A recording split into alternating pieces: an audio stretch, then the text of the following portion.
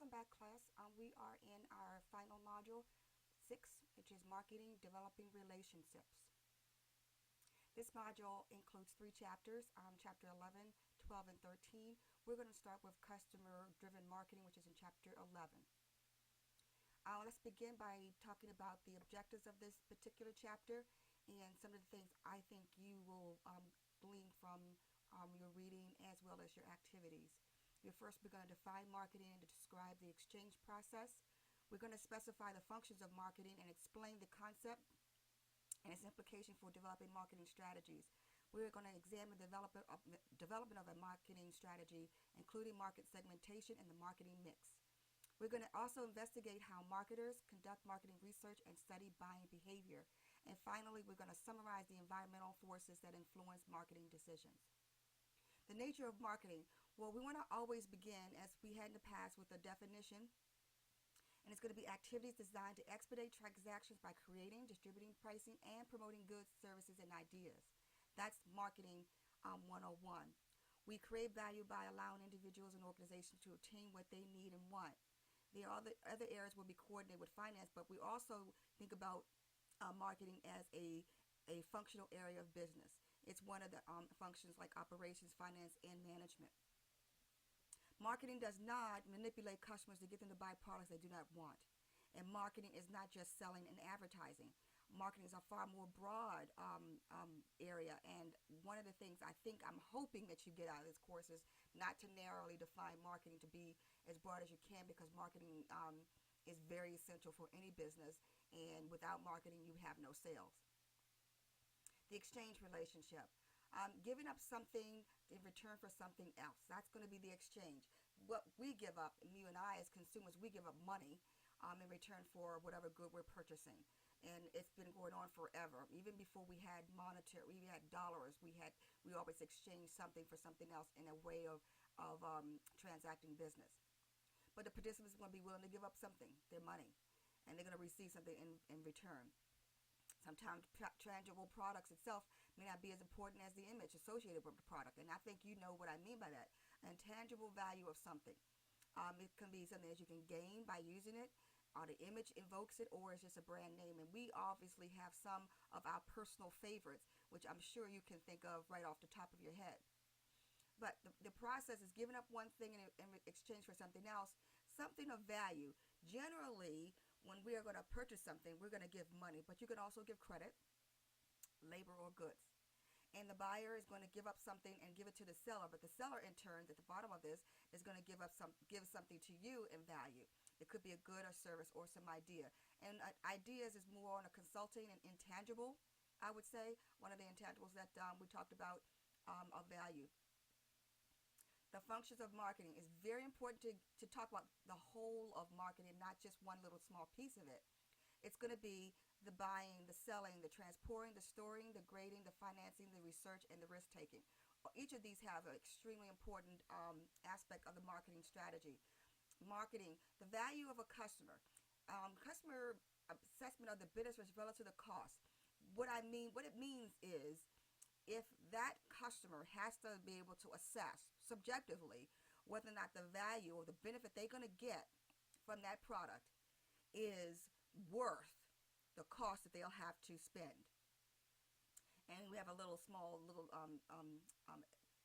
area here where it's talk about the customer's value is equal to the benefits minus the cost. And that's very, very true. Think about the products that you buy at a store. You think about, and we're not talking about just food and water and all those other things that we buy, but what about our clothing line that we buy? What about the microwave ovens that we purchase, or the cars we buy? We want the benefit of that product that we're purchasing to exceed its cost. And that difference, if you will, if there's a difference, positive difference, is going to be your value. The marketing concept really is about satisfying customer needs through coordinated activities that also allows it to achieve its own goal. And this own goal is going to be to make money. That's basically it. An organization is going to have a product, is going to deliver a product that's needed at a price that people can afford because they want their goal met, and that is a sale and a revenue generation. So businesses must find out what customers desire. They must develop that good and service that fulfills that need or want. Now, we want to make sure we emphasize it's not just a fulfilling of a need, but it's also a fulfilling of a desire or a want. I mean, you may not need to have a microwave oven. You may not need to have two cars, but you may want to have two cars. So marketing is going to be fulfilling both the needs and your wants, the essential things that you need for daily living and some of your personal desires.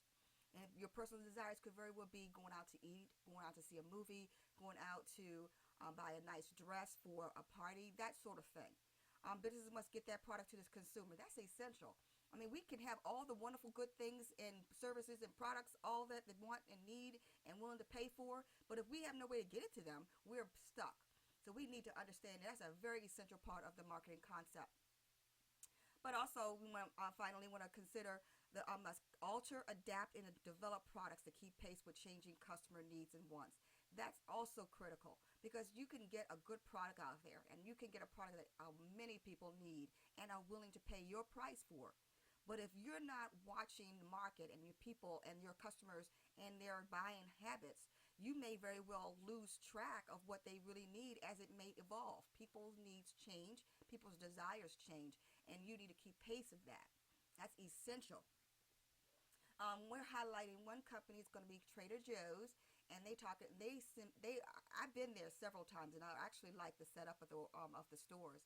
They have different types of organic and natural fruit products. Let's talk about Trader Joe's. They emphasize quality, healthy, natural products.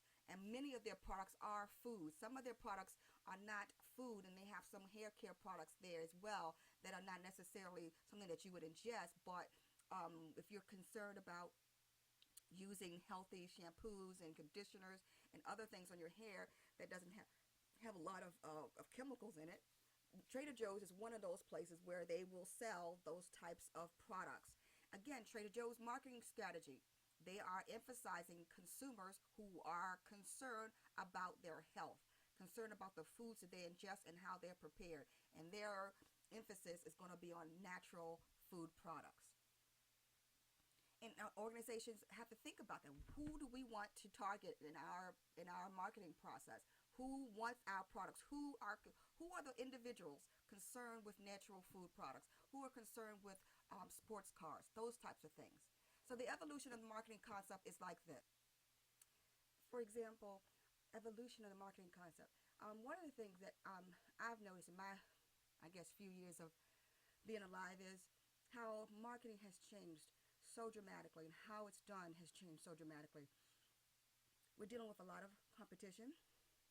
We're dealing with a 19th century mindset, which is more product orientation, manufacturing, to more of a sales, to more of services type of orientation. And that being said, marketing has become extremely important. It has been, I would say, the most important part of business outside of finance simply because of the nature of business and how competitive it is. So today we're talking about organizations that gather information about what a customer needs. They share it throughout the firm, and they help to use the information to develop long-term relationships. Back in, I guess, 30s and 40s and 50s, it was assumed once you got a customer, that's the customer you'll have for life. It is not the case today. Today, organizations are constantly competing for market share, for market concentration, for their products and services. And it is critical today that we understand that your strategy has to be an evolving thing. It cannot be static. It has to be willing and able and adaptable to changing conditions and changing needs of their customers. So to do that, an organization's strategy, which is and really an action plan that allows an organization to develop pricing, distribution, and promoting products that meet the needs of specific customers that they're targeting. Now, again, the marketing strategy, in my opinion, is not something that's static. You don't just prepare it and then you look at it and you follow through and implement it. This is a strategy that has to be evolving. It has to be adaptable enough to change because, again, we're talking about the 21st century buyer, and that 21st century buyer is far more educated, has more opportunities available to them, more organizations, so competition is stiff, and they're looking for quality products with a good price. So they're very price sensitive. So the marketing strategy needs to be adaptable for those changing components. Um, so what the marketing strategy must deal with is the target market and developing a marketing mix to satisfy that target. Now, we love to know that every person wants our product and every person will pay whatever we ask for our products, but the reality is it's not true. We need to find out what specific individual companies, organizations, people who want and need our product. And that is going to be selecting the target market. As I mentioned with Trader Joe's target market includes individuals and companies who are concerned about their food and they are looking for a food alternative, more natural foods. And that's important because for Trader Joe's, their marketing strategy will be very different from a Wise or a Giant food store, which has a different strategy. Again, we're talking about developing a strategy that's consistent with the target that we've selected and using the proper marketing mix or the mix in a certain way to ensure that we satisfy that market. Now, we know business to business marketing, and again, depending on the business that you work for, you may you may not be dealing with individual customers. You may be dealing with other businesses like yourself. And this is going to be B2B. These resellers like Walmart will be dealing with organizations that actually manufacture the dresses and the technology that they sell. So they're going to be buying it from a wholesaler and then reselling it back to you and me. And again, that's going to be the business to business, which is going to be buying the products that they're going to resell, and then in turn, Walmart will sell it to me. So that's going to be the business to the business to individual consumer. Now, although we are going to be dealing with marketing concepts that have a universal application, there are some complexities in these types of environments that needs to be considered. Now, again, business to business is not going to be the biggest of the market share simply because there's so many businesses out there that you'll be dealing with. It's going to be smaller than the consumer market. However, it is an important population, and if your organization is going to be gearing towards businesses, you need to be considerate of what your marketing strategy is going to be for that limited number of businesses. Now, by selecting your target market, you're going to have to think about the terms here. And in this chapter, it's going to be quite a bit of terms, but I believe these terms are easy to understand, and some of them you probably already know. One of the terms is going to be, what is your market? And that's going to be the people that you need that have a need, that has the ability to buy, and they have the authority to spend money for whatever it is, goods, services, or idea. That's going to be your market. But that's not all that you're going to be dealing with, because that's going to be a big, big, big number. What you'll be doing with that market is you're going to be isolating or segmenting those individuals or those groups of individuals that need the specific product that you are selling or that you are marketing. So the goal right here is going to be the specific group. This group is going to be the whole of the collective, and this is going to be the target or the specified group that you have that needs specifically the product that you are going to emphasize. Now, the total market approach is an approach by a firm who tries to appeal to everyone and assumes that all buyers have similar needs. Now, that's not a bad way of dealing in the market strategy, because there are some things that everybody needs. Everybody needs access to common products like water, like sugar, like salt, and so on. So the total market approach is going to be most certainly a viable approach, given that if you know that every single person is going to have these types of needs. Now, how do you select the market? You're going to have to segment it. You're going to have to break it up into pieces. You're not going to have to deal with them as a whole per se, but you're going to take that whole and see what piece of that whole I'm going to target my marketing activities. I'm going to invest my time, my energies, my research for that particular group. This is the most highly efficient way to effectively market to your target group. So they're going to decide what market group, what type of group or individuals who have a similar product need. And they're going to use that information to collect individuals, groups, or organizations who share one or more characteristics. And again, we're in marketing, demographics is huge. Demographics could be based on the person's age, Demographics could be where they live. Demographics could be their social economic status. All those types of informational pieces are going to be important to narrow the target that you're looking to sell to.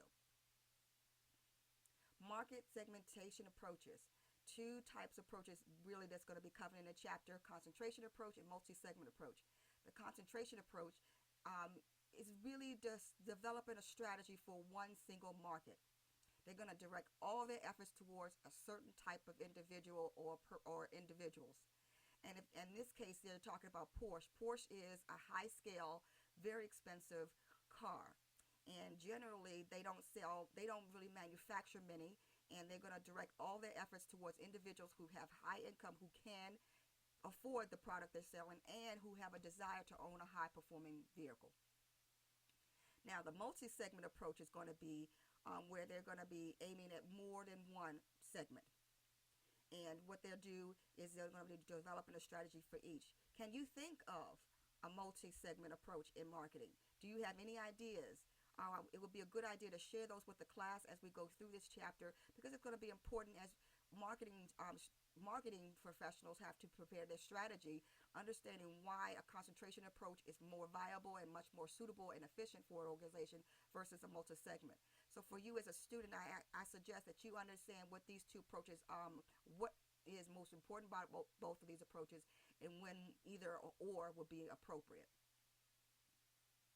Niche marketing is that special, defined, unique set of needs, and niche marketing has a place. It has a very critical place. It is not something that you just put to the side simply because the market is so narrow and the needs are so well defined. They still have a place in marketing, and you need to understand the role of niche marketing. So segmentation approaches. The organization wants to approach the segmentation by determining the customer's need for a product. It has got to be heterogeneous. They're going to have to identify, the segments have to be identifiable, or you can be split into pieces. The total market has to be divided in a way that allows estimated sales potential. They have to be able to assess whether or not they can estimate how much sales they can create from this segment. And a segment must have sufficient profit potential to justify using marketing strategy, because it does cost money to use to market a product. I mean, obviously you have to deal with advertising, you have to deal with promotion, you have to deal with sales. So these costs have to be considered, and the potential for developing a profit has to justify these costs. And the firm has to have the ability to reach that market. And we could talk about having that in a little bit later in the chapter. So companies can segment their market based on demographic, which we talked about, and that's going to be about age, race, sexual orientation, their educational levels, all of that. Geographic is where they live, and psychogeographic is going to be how certain people think. This is going to be more on the mindset of the individuals that you're trying to target. And then behavioralistic. I would say psychographic individuals would be people who are concerned with health, people who are vegans, and they like the way to eat their products without having to eat meat from an animal. So they're concerned about their health. So these people think in a certain way. They think about how foods are delivered, how they're prepared, how they're manufactured, how they're grown. So they're concerned about the values of the preparation of food, the providing of food that is free from chemicals and meat products, etc. Behavioristic type of segment marketing is going to be that they're going to base their strategy on how people behave to certain events, and what guides their buying choices. The marketing mix is important, but you need to know what are the activities that you need to be involved in order to have a good marketing mix. They include the product, the price, the promotion, and the distribution. What are we going to sell? How much we are going to charge for that particular item? And how do we promote it? And how do we get these items to their individual, get it to the individuals who want it? So the customer is going to be the center of everything. We know this. And what we want to make certain is we have a product that they want, that they need. We need to promote it to those individuals in the way that best gets their attention and educate them on the product that we want. So we gotta get to know our customers, or know the base of customers that we want to reach. We need to be very familiar with who they are and how and why they buy what they buy. We need to have a price that they are willing and able to pay for that product or service. And we need to make certain that we get that product to them, whether it be online or however we want to get it. We want to get it to them. So we know our products can be a good, something we can touch. We know that sometimes that some of our products are not something that we can touch. Air travel is another. Um, Services could be a CPA or a lawyer, and an idea or a concept. We can also be selling that. Again, we have to make certain that we know what our product is, and we need to know why we able to provide this product. Do we know if there is a legitimate need for our product? Now, the value on that product is going to be the price. Now, that's going to be something that both willing buyers and sellers are going to agree to. So, if you're going to buy a piece of bread or a loaf of bread, and the store is selling it to you for $2 a loaf, the question is that price a value that I think is appropriate for a loaf of bread? And the question would be, if this product is going to be a high scale bread, meaning it's going to be organic, it's going to be wheat, it's going to be not made with all types of fillers, it's going to be more of a healthy type of bread that they're providing, and a selected few of individuals who would like to have that type of bread, then the price may very well be sufficient. But again, the price is going to be the value exchange between the buyer and the seller. They both have to agree to this. The seller has to agree that this is what we're able to charge, but then the buyer has to say, I'm willing to buy it because it has a value that I think the price is sufficient. So the purchasing power of the buyer, and again, it's talking about their wealth, their income, and their satisfaction utility. Sometimes you pay a little bit more than you can afford because the satisfaction utility is so high. The element of marketing mix relates directly to the generation of revenues. What we are doing all of this for is to generate revenues for the organization, and the prices that we charge is going to be just for that purpose. We want to charge a price that will allow us to earn a profit and can be exchanged quickly to stimulate demand and respond to competitors' action. So again, we want to make certain that price is sufficiently high enough to generate profit, but not too high where the organization or person who may very well be willing to buy it can't buy it. Making products available is the distribution aspect of it, and we're going to talk about the 4 P's: the product, the product, the price, the place, and the promotion. We want to make sure that the price of that product is good. We want to make sure that's a good product that everybody wants, but we want to make certain that we get that product to them where they can make use of it and buy it. That's very, very important. Organizations use a distribution strategy that has an intermediary, which means a wholesaler or retailer will may do duties that move a product efficiently from the producer to a consumer. And I would like to see what intermediary do you think will be involved when you talk about a Walmart. Walmart is an organization that sells a variety of goods. They sell grocery goods. They sell electronic goods. They sell clothes goods. They sell household and furnishing goods. They sell so many different types of goods within that one organization. That being said, they inherently are dealing with a tremendous number of intermediaries because they are going to be buying those products for sale to a consumer. So they are basically essentially are in the role of a retailer. Does anybody agree with that? And in the role of a retailer, they're going to be going to wholesalers and purchasing products from them to make available to you and me as a consumer. And this is going to be talking about how do we get this information, how do we get these goods to us.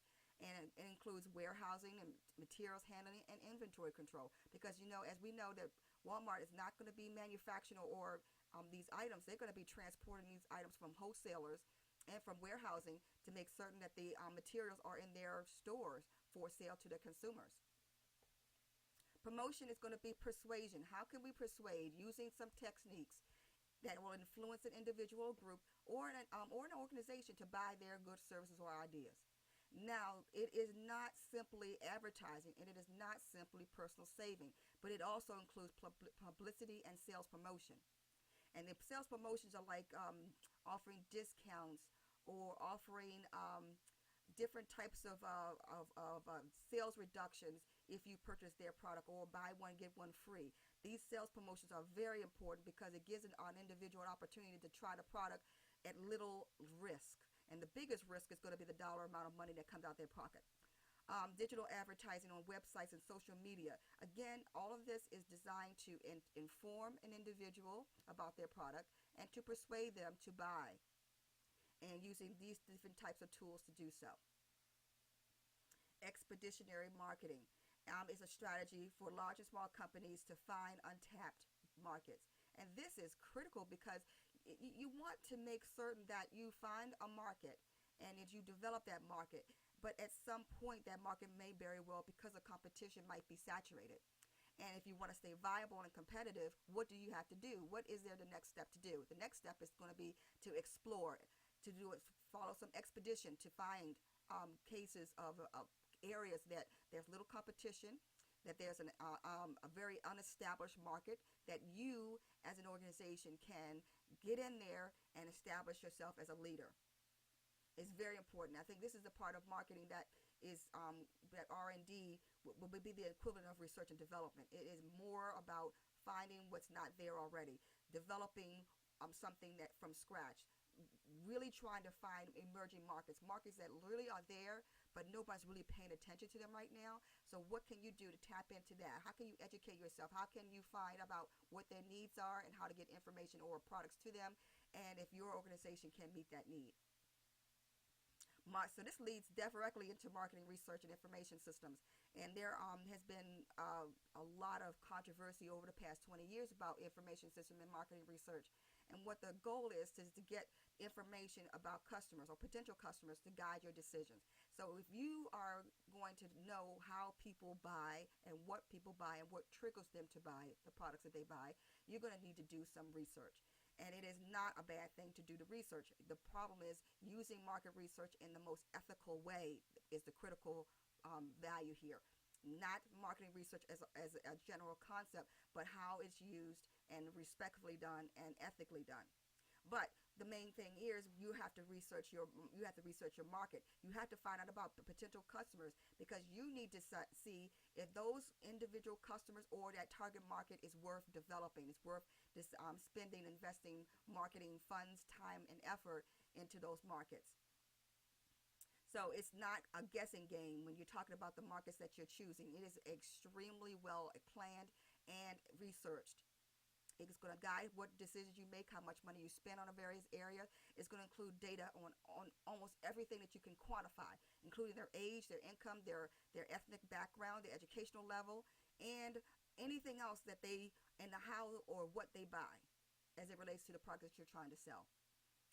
Using an information system is important because we're dealing with a voluminous amount of information, and it is critical to have a robust information system to able to track and monitor the continual flows of prices, and also use it as a guide for benchmarking purposes and for competitor analysis. You're going to have the different types of information that you're going to be looking at, primary data and secondary data. Your goal as a student is to know the difference between the two and when those, which one is the most appropriate for your marketing research. Online marketing research is definitely something more going to be delved in much more over the next decade, simply because people are using their handheld devices and other things to be online much more often, and tapping into that online community is going to be vital to most companies to be able to maintain their competitive advantage. Buying behavior is critical because it allows organizations or marketers to be able to see how people, or understand how people process their decision, the decision for buying a product. We want to know why people buy what they buy, but we want to know why they buy what they buy and what goes into that process of determining if, yes, I need this product, yes, it's made available to me in a most convenient way, and the price is reasonable. What would make them buy it and what would make them not buy it? So it's analysis of that. Marketing definitely taps into the psychological value of buying behavior. And these are the categories. I suggest, as you're reading through the chapters, understanding what the roles of each play in the buying behavior, understanding the mindset of individuals and why they buy, and their perception of that product, their motivation to buy it, their learning, their understanding about that particular product, their attitude about the product, and their individual personality. What are their attitudes, their character traits, or their habits? Certainly, if you talk about cigarettes, for example, what would be the process? Maybe they're the process by which a person selects it. Maybe because they're addicted, they buy it. What would drive them to do it? Again, personal motivation would be for pleasure. And what does that person know about that particular product? And the product maybe because that product it tastes better to them, and their experience has been good, so they have a positive attitude about it. And then finally, their personality. Again, we're talking about how to deal with studying body behavior and using psychology to do that. There are going to be some social areas that's going to dictate that. What are the social roles? The expectations of individuals and the position that they occupy. It could be a mother, it could be a wife, it could be a child, it could be a student, it could be a business owner, it could be any type of social role that they might have. Reference group is going to be people who identify with certain values. It could be people who are vegans. It could be people who are vegetarians. It could be people who have preferences in certain areas. But you're going to have to deal with people in groups and what makes them, what unifies that group. Social classes, again, we're talking about whether it be lower class people, meaning people who are not as educated, people who are highly educated, and ranking them in such a way to see if their buying behavior is consistent with your marketing strategy. And the culture, again, we're talking about the culture is going to be the pattern of behavior and thought and actions. And the culture of today is more of a social media, instant gratification kind of culture. And you need to make certain that you understand the buying behavior in light of that. Here we're talking about, we're going to highlight Goya Foods. And Goya Foods I've seen in giant food stores, I've seen in Wise, and I've also seen them in Walmart stores. And they are an organization that sells different types of beans. And again, this is usually, not always, found in a section of the market, of a grocery market in the international area. Why? Because these are going to be very specific to a different type of culture. So when Goya Foods decided to create their beans and other products, they made those products consistent with the culture of a specific group. And again, that's their target. That's who they decided to target their products to. So the organization may say, I'm going to provide these products to areas where I know these individuals whose heritage are consistent with the products that we're buying. So why do we want to understand buying behavior? Why do we care? Well, we want to know how to best satisfy them. We want to have the best tools and the most efficient tools and using our money in the most appropriate way to analyze consumers. Now, we know it's not going to be 100%, but we want to get a fair estimate of who we're targeting and why we're targeting them and understand their behavior. And we want to also deal with companies who we want to combat the fashion statement. We want to make certain that we have products that we're going to sell to individuals, but we don't want them to become something that is going to be trendy. I don't think organizations have a vested interest in buying or in actually selling products that are trendy, because they want a long-term relationship with you. They want to have a relationship where they know who you are, they know what you need, and they want to anticipate what your needs are and provide you a product that meets that need at a price that you can afford. And having relevant information about all of those things about your demographics is critical to the marketing strategy being successful. The environment in the marketing, it includes political, definitely includes regulatory forces, because we want to make certain that marketers are not misleading the consumer and lying to them and making them buy things that they really don't need, and promising that the service is going to be according to what they think. We want to make certain that the environment includes social forces and technology, but we want to never forget how competitive competition and economics are going to affect how we influence our strategy. Marketing requires creativity and customer focus. You have to be adaptable. You have to be able to quickly change to meet the changing environment of your customer. And this is just giving you the customers the center focus, but then the role of those various areas and how the marketing mix is going to be affected by those. Marketing is important because it reaches customers, establishes relationships, it drives sales. It is essential for marketing to communicate value of their products. And governments and nonprofit institutions market themselves to spread awareness and to achieve desired outcomes. So marketing is not only used to make money, but it's also used by governments as well. And organizations must reach their target markets, must communicate their offerings, and establishing high quality services. So they don't not going to know how well they're doing their work or providing their services until they can actually communicate to others and receive that sort of feedback. So as we finish this chapter, think about these couple discussion areas. What is the marketing concept, and why do you feel it is important? And listing variables in the marketing mix and how are each used in a marketing strategy. And what is your experience in the marketing? What is your feedback? What do you think about it? Do you have negative feedback about marketing, positive feedback? Explain why you feel the way you do about marketing and what this chapter has done to help you better understand marketing as a whole. Again, thank you very much for listening, and I'll talk to you in the next time.